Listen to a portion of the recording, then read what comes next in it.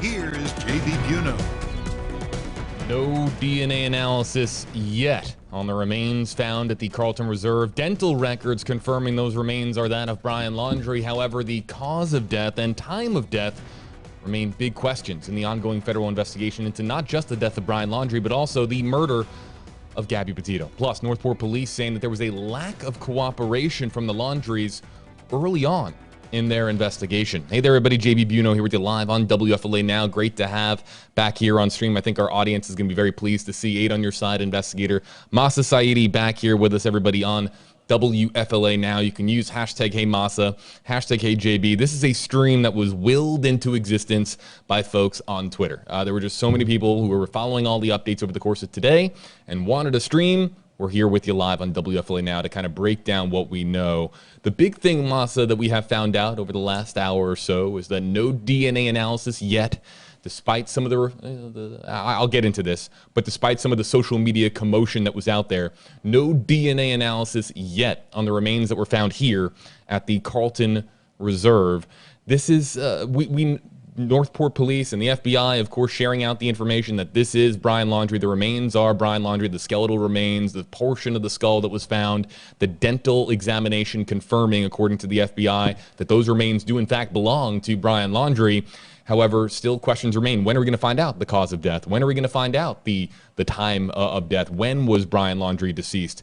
These are things that we might find out potentially, maybe, from thorough examinations of the remains that are with actually, you know, let's make this very clear for our audience, Masa. I want to get you involved here, but we are trying to figure out exactly where the remains are at this hour. I don't know if you have any more details to share here, but I know that we have submitted a follow-up inquiry to Northport Police. Are they with an anthropologist, the Sarasota County Medical Examiner's Office? Where are these skeletal remains right now? Yeah, that is a huge question, and you'll have to forgive me because I was working on another story today, but I am all up to date on everything that's happening today with the Brian Laundrie case. But yeah, a big question right now is who has the remains. The attorney for the Laundrie family, Stephen Bertolino, had said that the remains were with a anthropologist, but now there's some confusion about that. The Northport PD put out a statement earlier on Twitter, and they said that it was from the medical examiner's office because the medical examiner, I guess due to some online chatter, was getting contacted by media all across the country, and they wanted to set the record straight by this regarding the DNA analysis done on Brian Laundrie's remains. And the medical examiner said the remains found on October 20th, they were confirmed to be Brian Laundrie's by comparing the remains to known dental records of Brian Laundrie. And the medical examiner said that no DNA analysis has yet been performed. So it sounds like potentially there still could be DNA analysis that is performed on those remains. And the medical examiner also said samples will be submitted for DNA testing once the examination of the remains is complete by the ME's office. So that right there is the confusion, because we were under the impression that because of what the attorney had said, Stephen Bertolino, that the remains had been transferred. Now it looks like perhaps maybe they were partially transferred. If I had to guess, we don't like to guess, but if I had to venture out, try to make sense of the statements here, perhaps part of the remains were sent to a forensic expert, and perhaps the rest of the remains are still at the ME's office. Our Allison Henning, who was on the story today at 4, 5, and 6 at Channel 8 here in Tampa, she did reach out to the ME's office to try to get clarification, and the ME said no further comment, JB. Looking for your hashtag HeyJB, hashtag HeyMasa questions and comments in the Facebook Live, and hello to YouTube. Hey there, YouTube. Let's just throw out some names here from YouTube, like Jason Justy, Simon Smith, Clarence Spangle. A lot of folks chiming in here on YouTube as well. But let's get to some of the comments that are coming in. Giselle Cavallero pointing out here, hashtag HeyJB, hashtag HeyMasa. How are dental records matched, and where do police get them? Also, is it the jaw or singular teeth that are matched, and how does the process work? Do you want to, I have a little bit of information here on this, but do you want to go first? Because I know that you're feeling your jaw, Masa. You're feeling it. Are you feeling all of the teeth? I think this is called the mandible.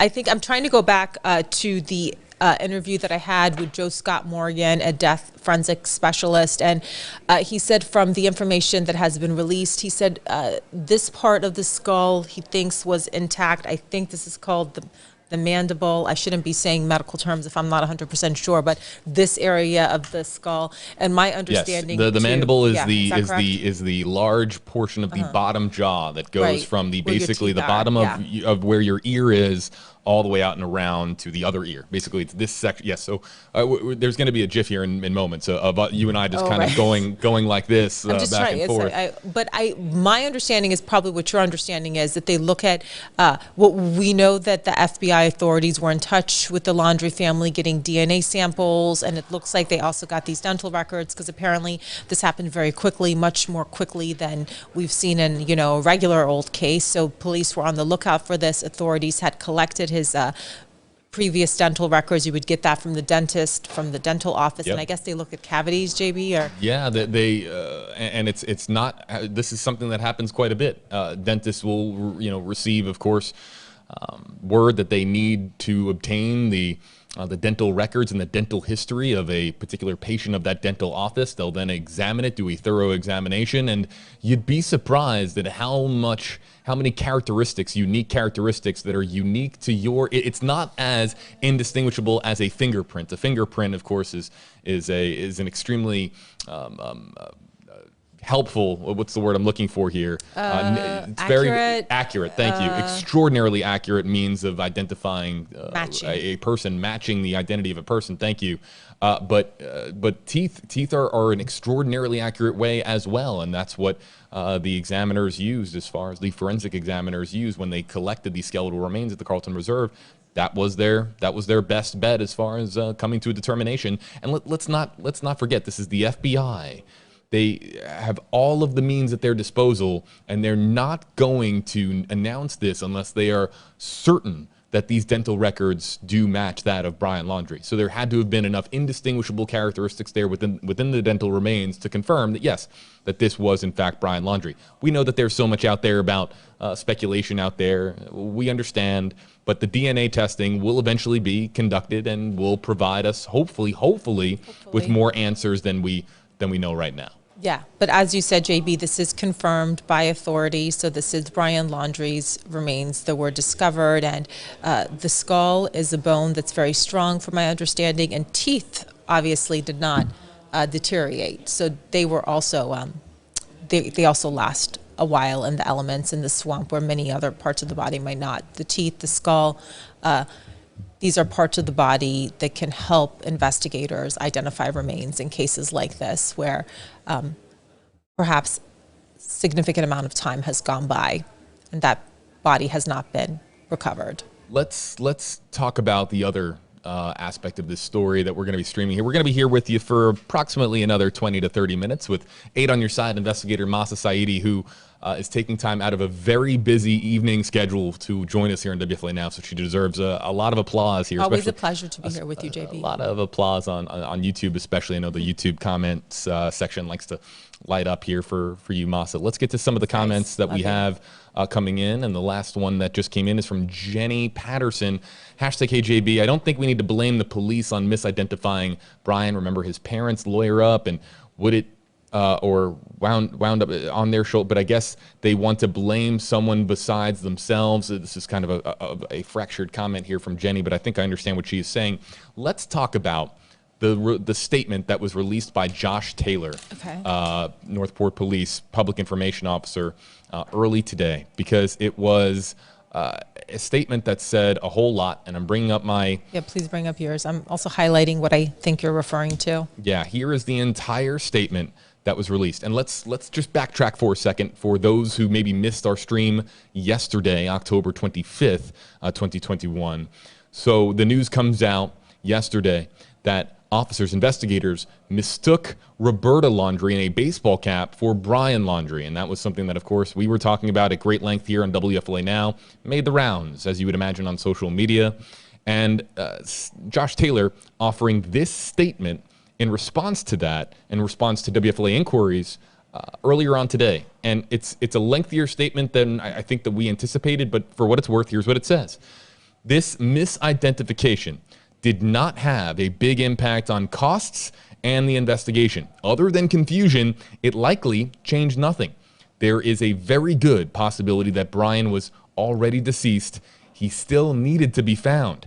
We just wanted people to better understand why we thought we knew Brian was in his home. It was a direct result of a lack of cooperation from the family early on in this investigation. There's two things I really want to highlight here in this statement from Josh Taylor, Public Information Officer for Northport Police. First and foremost, he is saying that there is a very good possibility that at that moment in time when they thought that they saw Brian return home in the Ford Mustang, and they actually saw it was actually Roberta, that they're saying it's a very good possibility that Brian was already deceased. And given the skeletal remains that we have at the Carlton Reserve that were of course recovered there, we have been talking at great length, you and I. There's just a very good chance that those remains have been there for a considerable amount of time. It's not as if Brian Laundrie passed away a week ago or a week and a half or 2 weeks ago. That this is likely something that goes a little bit farther back into the timeline. Yeah, exactly. And Mr. Bertolino also concurs. He said, quote, "I concur with Mr. Taylor that Brian may have already been deceased when Northport PD lost track of him, but he essentially says that this is a tragedy for two families. Any mistakes that may have been made, they should be acknowledged and used to train or educate others so mistakes are not repeated." What was the second part? So the second part, I want to read the second part that really stands out to me. Yeah. Josh Taylor saying here at the end of the statement that the Brian Laundrie, Roberta Laundrie, that mix-up that occurred was a direct result of a lack of cooperation from the family early on in this investigation. So Northport Police and Josh Taylor are saying here that way early on in their investigation, I'm looking in again at that week, that super important week in September, that week being September 13th through the 17th, the week where all of this went from here to way out of camera view, that there was a lack of cooperation from the Laundrie family at that time, and that played into this mix-up that when they thought that they saw Brian, and it was in fact Roberta Laundrie. Then we have the statement, you were just reading a portion of it, Masa. Then I reached out to Stephen Bertolino and I said, hey, Josh Taylor just said this. I just want to give you, hey, listen, we're being fair. Want to give you the opportunity to respond to what Josh Taylor just said. And he texted me exactly what you're looking at here in the center of your screen. And I'll read as follows. "I concur with Mr. Taylor that Brian may have already been deceased when NPPD realized they lost track of him. However, you can't blame the family because the police didn't know enough to follow someone they were obviously surveilling. This is a tragedy for two families, and any mistakes made by anyone or any entity involved should be acknowledged and used to train or educate others so the mistakes are not repeated." A bit of we got a ping pong game back and forth of just a very simple back and forth here with us in the middle of this as far as WFLA between Josh Taylor of Northport Police and then, of course, also Stephen Bertolino, the Laundrie family attorney. What do you make of this, Ma'asa? Well, I think, by all accounts, this is a very I think the word is embarrassing. Yep. I think it's a very embarrassing mistake that they made. We've all seen on social media a picture of Roberta Laundrie in a baseball cap and a picture of Brian Laundrie. So people have questions about how could the Northport Police Department, while they were keeping a track on Brian Laundrie. One, what we know is on September 13th, when Brian Laundrie got in his Mustang and when he drove away, we know the surveillance was happening at that time, but it does appear that law enforcement did not follow him, did not track them. Now, law enforcement says the reason they did not do that is because he was not charged at the time on September 13th. I believe, JB, he became a person of interest in the Gabby Petito missing persons investigation on September 15th. So law enforcement says, well, on the 13th, we couldn't have followed him. He wasn't charged at the time. So then, fast forward 2 days, on the 15th, Roberta's wearing a baseball cap. She comes home. Yep.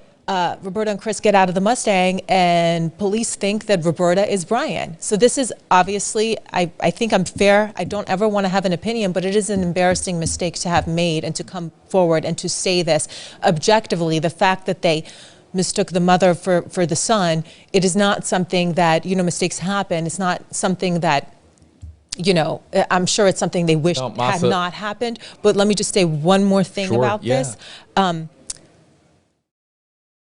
Through my reporting, I have not ever revealed this in any report. So I'm going to say it to you here first, JB.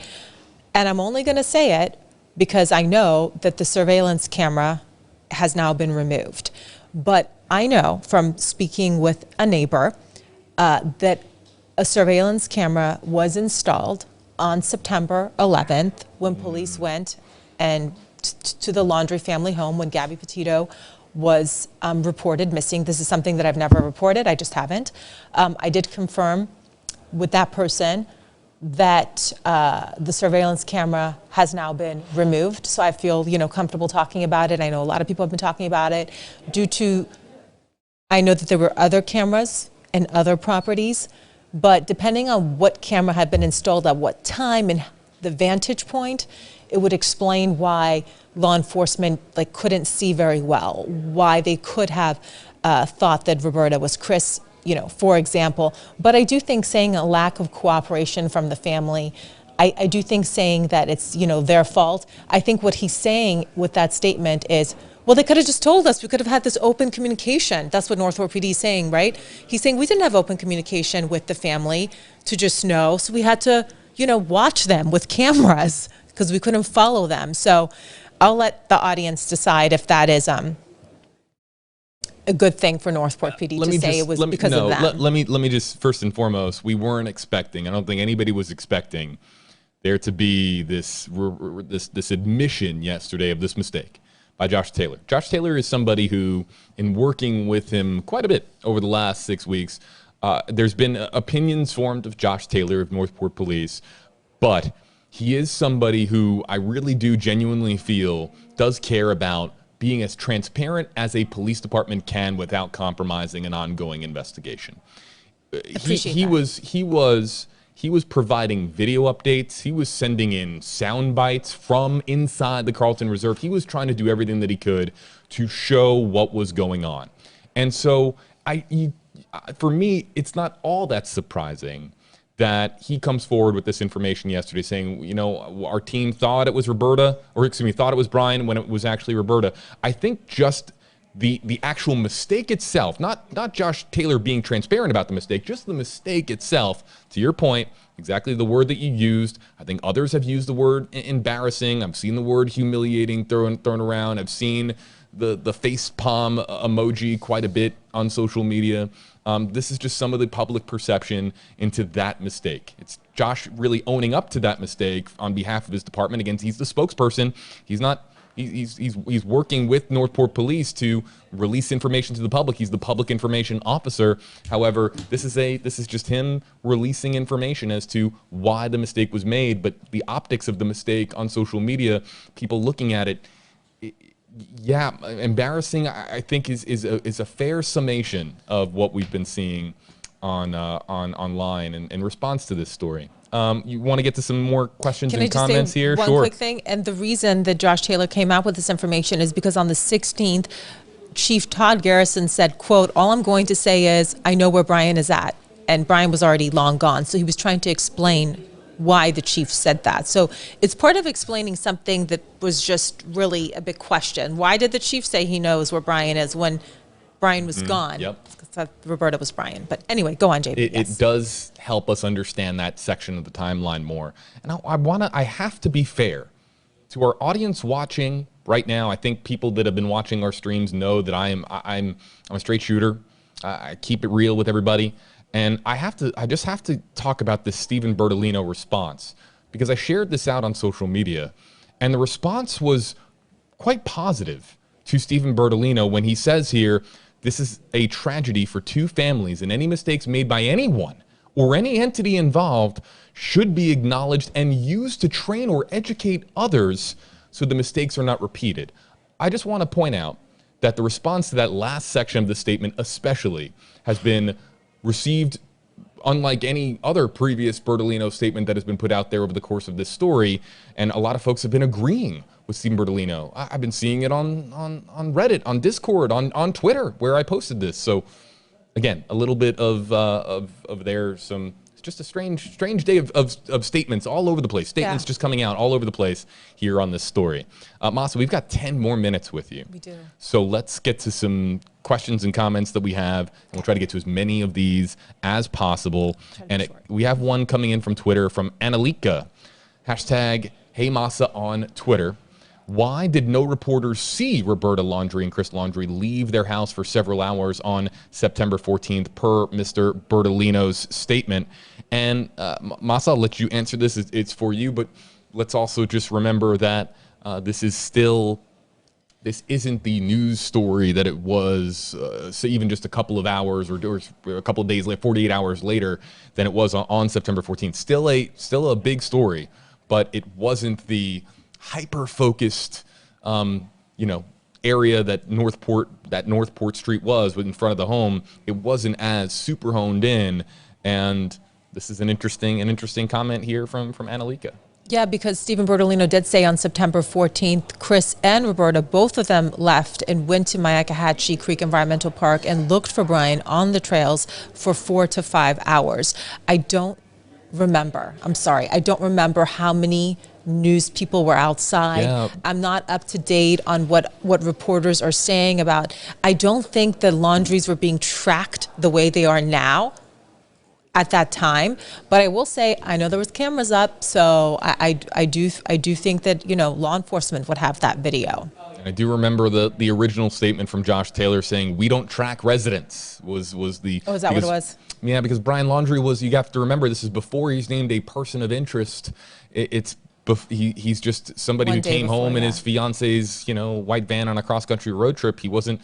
This is before the arrest warrant, federal arrest warrant for use of unauthorized access devices. Before that was issued, so that was we don't track residents was what Josh Taylor said at the time, and that he has repeatedly pointed out that there was limitations on the surveillance that could be conducted because it didn't rise to the level necessary to actively track the whereabouts of a particular individual. So that is their take on this case. It is. That is Northport PD's take. And then I just want to know, is that a police policy exclusive to Northport? I want to know, is that common here in Florida?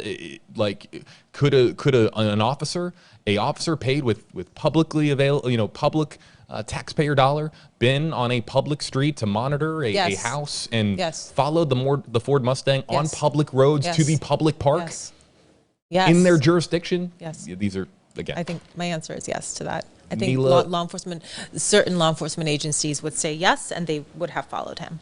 Neela Fisher, hashtag HJB. We'll do a 2-for-1 here across Facebook and Twitter.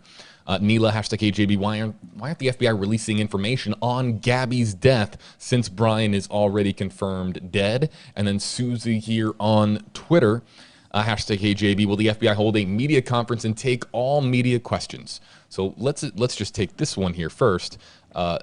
Susie, I think that we can unequivocally say no. They are just going to have a press conference and open up the floor to everybody and say, all right, ask us what you want. That's not really the FBI's method of operation. That's just not really what they do. Mas, any 2 cents on this from Susie? All I would say is unless some proceeding, civil, criminal, something ends up happening in this case, I wonder if we're ever going to have access to the notebook, to the autopsy report. The notebook, which Gabby apparently Petito may be salvageable. And then back to Neela here. Yep. Why aren't the FBI releasing information on Gabby's death since Brian is already confirmed dead? And the reason is because they announce, you got to remember, I say this over and over again, and I have my sayings that people point out on Twitter, and I do use certain sayings over and over again. The FBI announces results.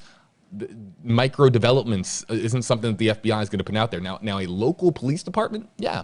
That's why we of course are always asking Josh Taylor for anything that he can provide us with. It's because he has more freedom to speak to the media than the FBI Public Affairs Office does.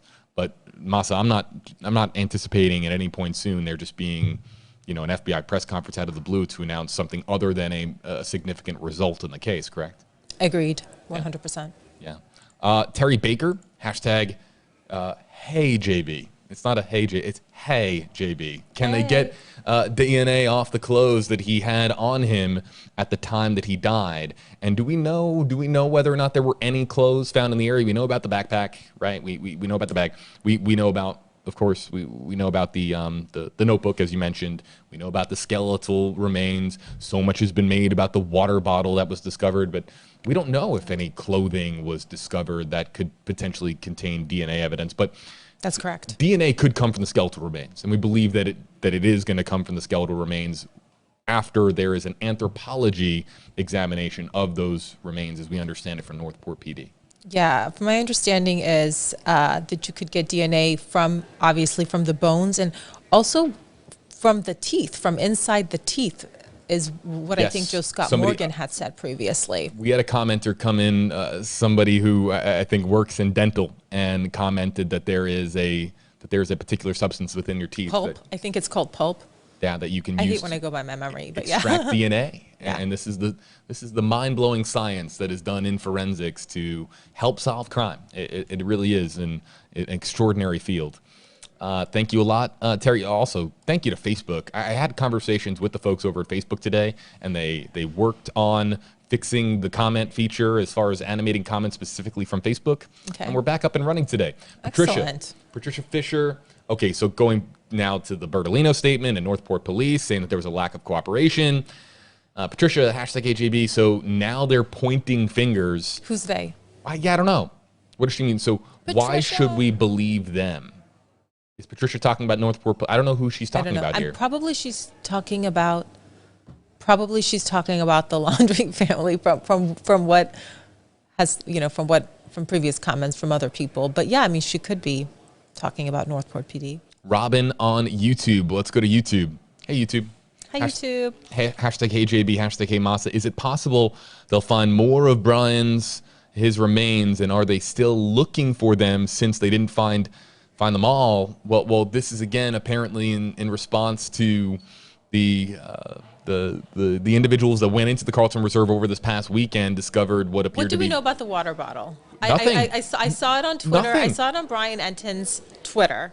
I saw a TikTok video of the water bottle on Brian Enton's Twitter, and Brian Enton reached out to Northport PD. And remind me again what Northport PD said? That there was no connection, that there's no known connection at this time between anything that was discovered over the weekend at the Carlton Reserve and... They did say that, but then later I feel like they kind of walked that back a little bit on Brian Enton's Twitter. Let me just make sure that I have all of my information correct. That was some video, though, like, wow. Brian Enton, by the way, we miss him here in Florida. Yeah. He told me he was going to Moab last night. He is on his way to Wyoming, and their News Nation working on a very special broadcast on the Gabby Petito story.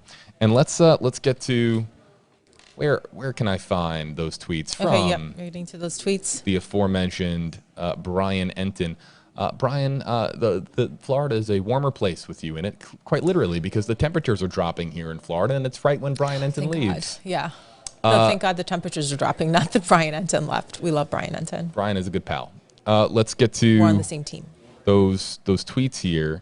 And okay, TikTok user Olivia Vital says that she found a water bottle yesterday, and this is coming from the 25th, so 2 days ago. 2 days ago at the Carlton Reserve, matching the bottle seen in Gabby Petito's videos. This is the moment that she says that she located the bottle close to the area where the laundry remains were found. Yeah, it is. It's on Brian Enton's Twitter. She gave the bottle to Northport Police yesterday when she brought it to the police station and filed a report. Police confirmed to me this morning that they have the bottle, and it appears to match the bottle in Gabby's videos. Okay, that's what it was. So I appreciate the clarification here. Appears to match the bottle, and that's very interesting. Very, very interesting inclusion here. So appears to match the bottle, but can we definitively say that it is the water bottle? I know that there are people that are like wanting to, slap themselves in the face right now because I just said that, because it appears extremely clear cut and dry. But we have to be very responsible here with the information that we pass along. So it's not. Yeah, that's why I don't have anything further to say about that, because it's not 100%. They didn't say it was or it wasn't. They said it appears. So. Olivia Grambo on YouTube. Again, hello to YouTube. We're getting a lot of YouTube questions coming in now, and Twitter coming up here. Hashtag AJB, hashtag AMASA. Don't know how the law works in the United States, and this question was asked a few times, but would the contents of the notebook and other evidence be revealed if Brian was charged with anything post-mortem? And the contents of the notebook, if they have nothing to do with the ongoing federal investigation and it just turns out to be doodles, drawings, or he likes to draw, or he liked to draw. Yep. If there's nothing there that they believe is connected to his death or connected to Gabby Petito's death, that could be a heavily redacted piece of evidence that comes out down the line, Masa, that they would redact it because it doesn't contain any pertinent information to an ongoing, or at that time would be concluded, federal investigation. Or civil question. We're only going to see it most likely if there's any sort of a lawsuit that's filed, or I'm assuming at this point it might not be criminal. Obviously, there could be some criminal charges somehow, or if there's any civil lawsuit that's filed, and the notebook would be entered into evidence because it would be pertinent to the lawsuit. That is the way that we could potentially see what's inside that notebook. Or if the parents get the notebook at some point and they decide to do an interview or something like that.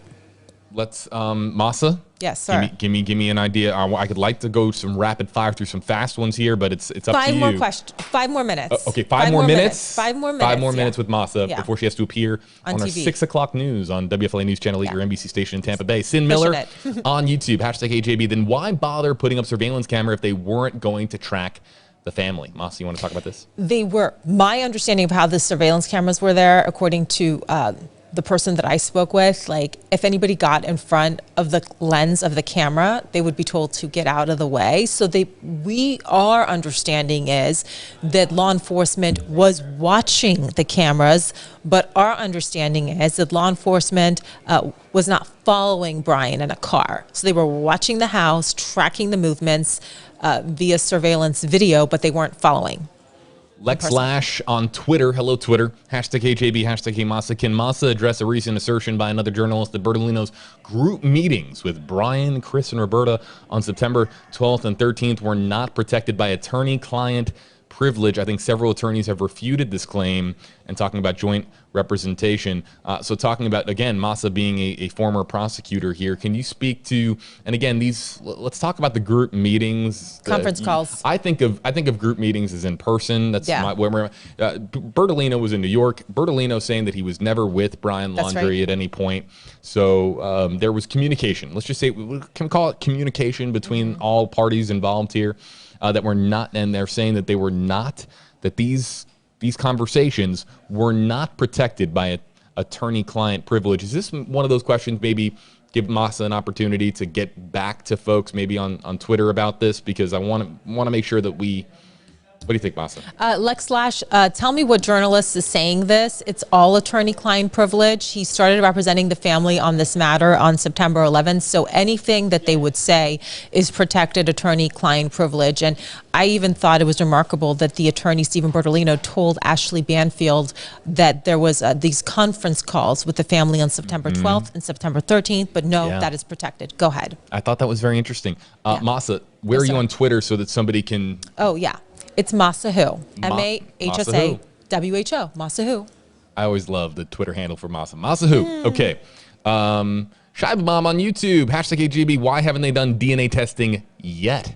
I think we can't answer this definitively from the FBI, but they have the dental remains. They're trying to determine a cause of death. They are trying to determine, and if you are going to have to go into those bones here, and you're going to have to go into them to extract potential DNA evidence or a DNA sample, then an anthropologist examining the exteriors of these remains, these skeletal remains, is likely being conducted first before you have to actually go into them. That's how I understand it from the experts that have been commenting on this, but...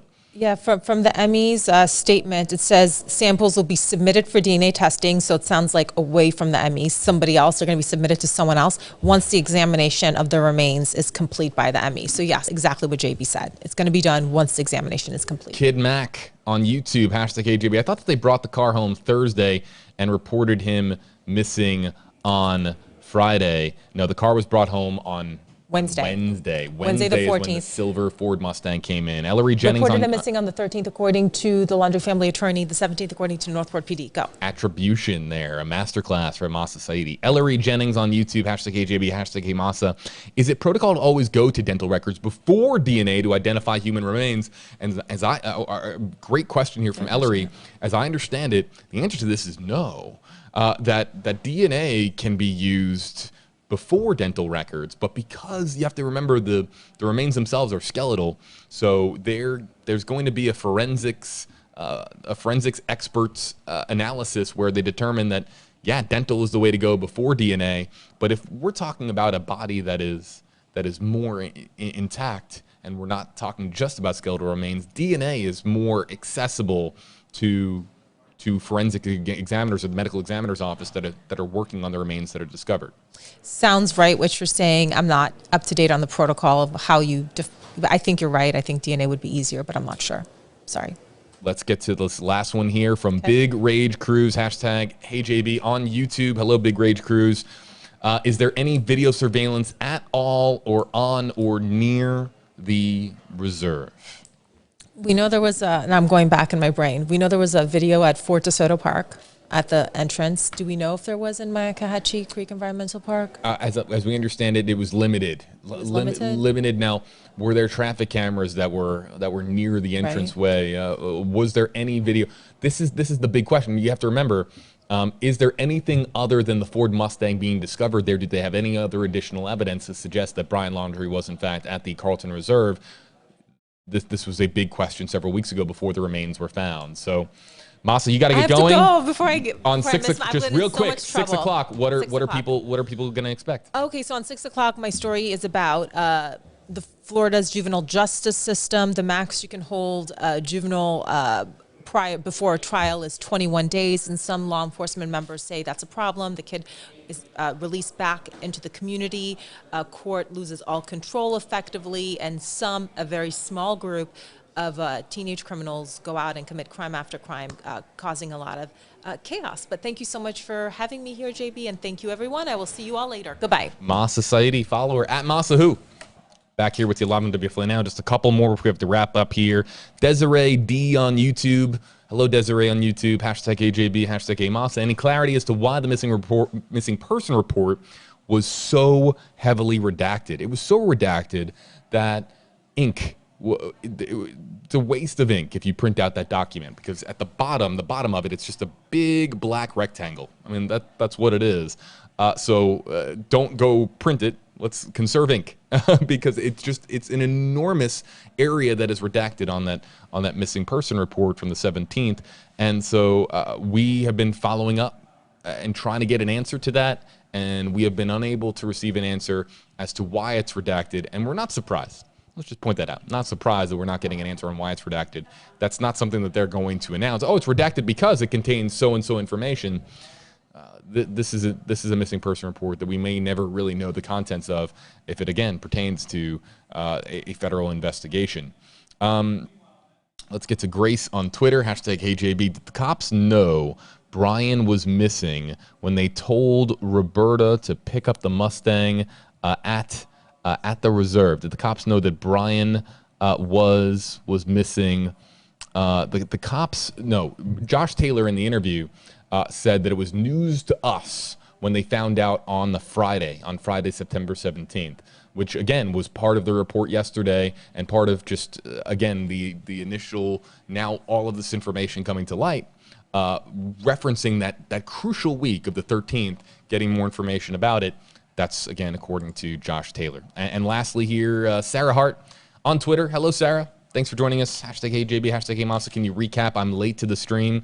We're wrapping up our stream now, but our entire team here at WFLA News Channel 8, our award-winning digital team, is posting the very latest on, you guessed it, WFLA.com and the WFLA app with the latest on Gabby Petito, the latest on Brian Laundrie. This is going to conclude our live stream here. Again, big thanks to everybody on Twitter. This was a live stream that was really willed into existence just because we had a overwhelming number of requests on my WFLA JB Twitter, and we were going to do it on Facebook. We are on Facebook now. We were talking about Instagram as well. Can't go live on WFLA now on Instagram, so apologies to our Instagram audience. I'll try to go to my WFLA JB Instagram account and try to interact with some of the folks there, because there are a lot of folks that just use Instagram, and I'd like to have a conversation with the folks over there as well. This concludes our live stream. We go into standby mode on WFLA now, meaning that we are back live for any developments as they occur here in this story and other stories that we cover here in the Tampa Bay area of Florida, across Florida.